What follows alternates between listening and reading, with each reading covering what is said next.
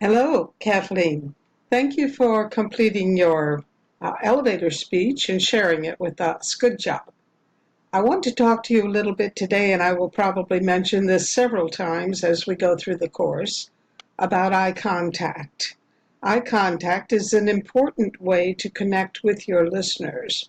Have you ever tried to have a conversation with someone who refused to look at you? They look at the sky, they look at the ground, they look over your head, they look over your shoulder, they look everywhere, but not at you.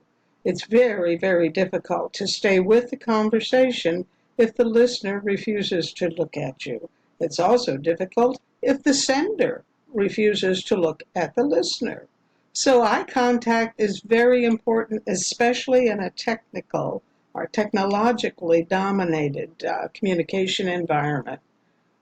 The way you get eye contact is you talk to the lens, talk to the camera lens. Usually it has a little light next to it, so you find that light and you look at it directly and you talk to it. It feels very artificial, but the more you do it, the easier it gets.